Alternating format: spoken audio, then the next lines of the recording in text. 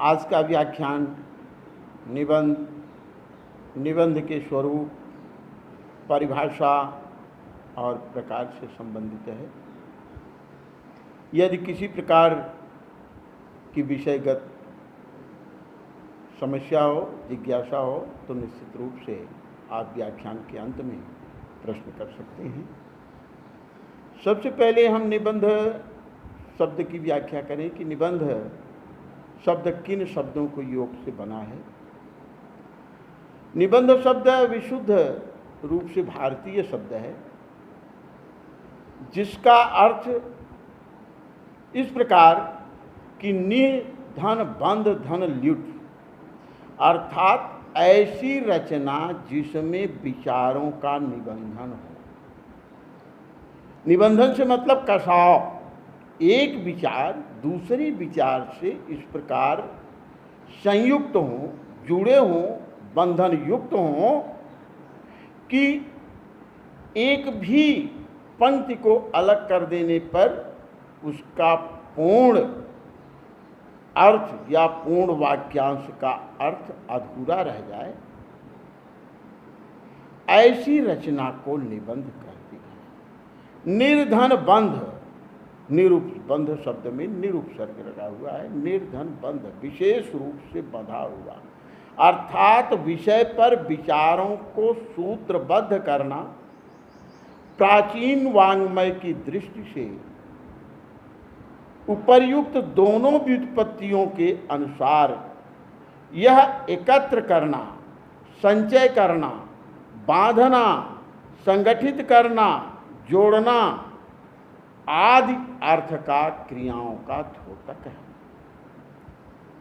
यानी जो निबंध शब्द के विभिन्न अर्थ दिए गए, उनका कई दृष्टियों से कई क्षेत्रों में उपयोग किया जाता है, किंतु साहित्यिक दृष्टि से निबंध शब्द एक गद्य की विधा के अंतर्गत समाहित माना जाता है। यानी निबंध गद्य विधा की सबसे महत्वपूर्ण विधा है, क्योंकि गद्य की छटा शैली का चमत्कार, भाषा पर अधिकार तथा व्यक्तित्व का निखार सर्वाधिक निबंध में ही देखने को मिलता है। अर्थात निबंध का शाब्दिक अर्थ है निःशेष बंध या कसा हुआ बंध। इस दृष्टि से निबंध को वह रचना रूप माना जाता है जिसके अंतर्गत बंधन में कसाव हो। कसाव शब्द से अर्थ है ध्वनित होना, विस्तार, अर्थात विस्तार, लाघव तथा भाव विचारों में कसाव ही निबंध माना जाता है। पाश्चात्य तथा भारतीय समीक्षक निबंध में विचार लाघव को आवश्यक मानते हैं, किंतु भारतीय समीक्षक भावों और विचारों की कसावट पर अधिक जोर देते हैं। भारतीय समीक्षक मानते हैं कि भाव और विचारों का सही ढंग से कसावट ही निबंध कहलाता है, जबकि पाश्चात्य समीक्षक भाव और विचारों की अपेक्षा निबंध में वैयक्तिकता पर अधिक बल देते हैं। कि वैयक्तिकता को प्रधानता देते हुए कहते हैं कि जिसमें वैयक्तिक यानी निजी स्वरूप हो वह निबंध है। हिंदी में निबंध के लिए प्रायः लेख, संदर्भ, रचना, प्रस्ताव तथा प्रबंध जैसे शब्दों का प्रयोग होता है, पर इनमें से कोई भी शब्द निबंध के अर्थ की दृष्टि से अनुकूल नहीं है, यानी निबंध की अर्थ व्याप्ति के अनुकूल नहीं है। लेख का संबंध वस्तुपरक गद्य लेखन से है, जबकि प्रस्ताव का अर्थ और भी सीमित है। विषय विशेष के किसी विशिष्ट प्रसंग को लेकर जो विचार प्रकट किए जाते हैं उसी का सूचक संदर्भ।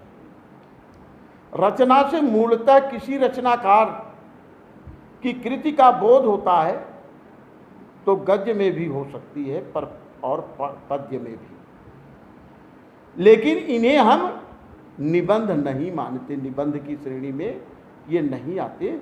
अतः इस दृष्टि से प्रबंध तो निबंध का समानार्थक प्रायः संस्कृत साहित्य से ही रहा है, किंतु धीरे धीरे संस्कृत में प्रबंध शब्द आख्यान के लिए रूढ़ हो गया। प्रबंध यानी विशेष रूप से बंधन, और इस प्रबंध के आधार पर निबंध को व्याख्यातित कर देना अनुकूल या तर्कसंगत नहीं है। निष्कर्षतः जो विशेष रूप से निबंधकार के विचारों में कसावट को लिए हुए बंधन युक्त हो वह निबंध है। अब हम इसकी परिभाषा पर आते हैं। भारतीय एवं पाश्चात्य दोनों विद्वानों ने निबंध की अपने अपने अनुसार अलग अलग परिभाषा दी है। विचारकों में निबंध की परिभाषा के संबंध में मत एक नहीं है। सभी विचारक एक मत नहीं है कि निबंध की यही परिभाषा होनी चाहिए। आचार्य रामचंद्र शुक्ल निबंधों के जनक और निबंधों के जनक मोंतेय के विचार रखे जा चुके हैं।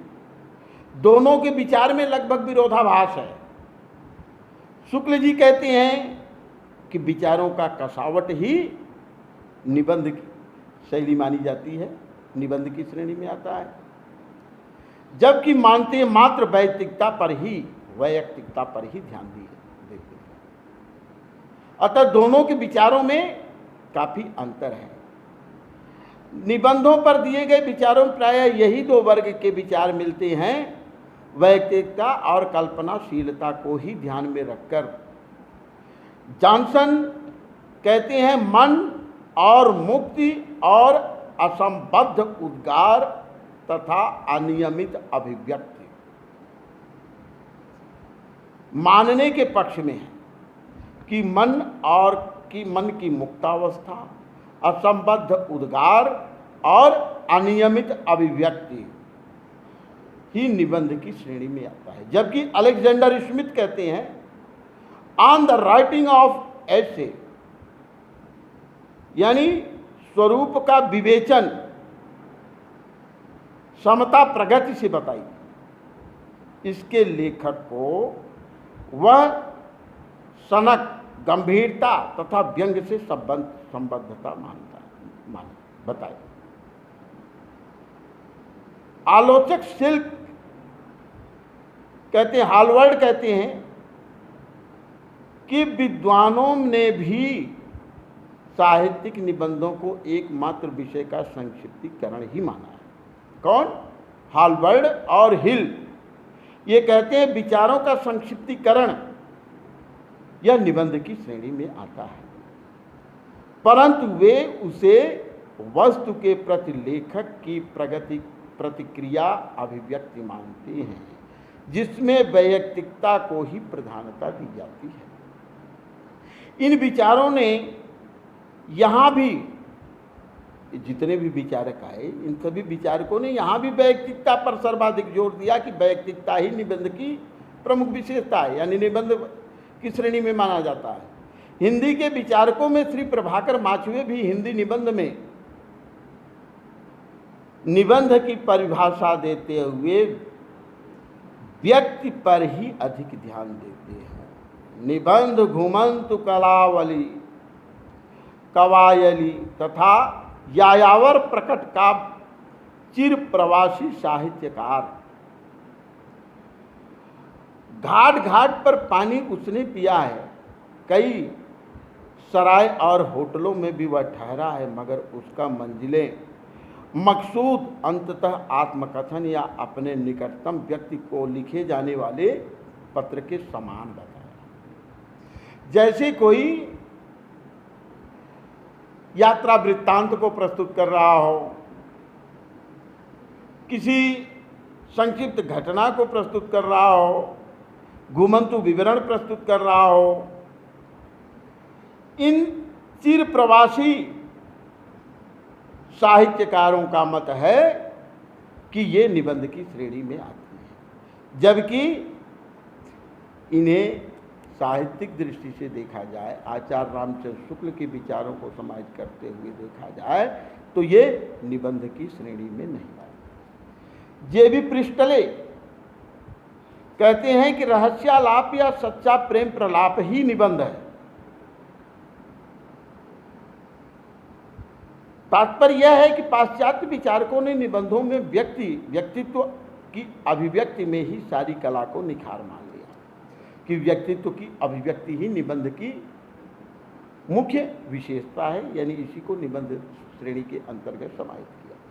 निबंधों में वैयक्तिकता की ऊपर जो स्थिति व्यक्त हुई, इससे स्पष्ट होता है कि आचार्य रामचंद्र शुक्ल की मान्यताओं का विरोध ही करने वाले ये सब कथन प्रतीत होते हैं।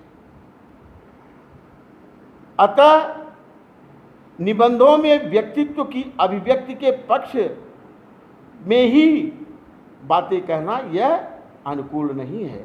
आचार्य शुक्ल ने भी व्यक्तित्व की अभिव्यक्ति निबंधों में आवश्यक बताया, पर अतिरेक का वे सदा वर्जन करते रहे हैं कि निबंध में अतिरेक की स्थिति उत्पन्न न हो।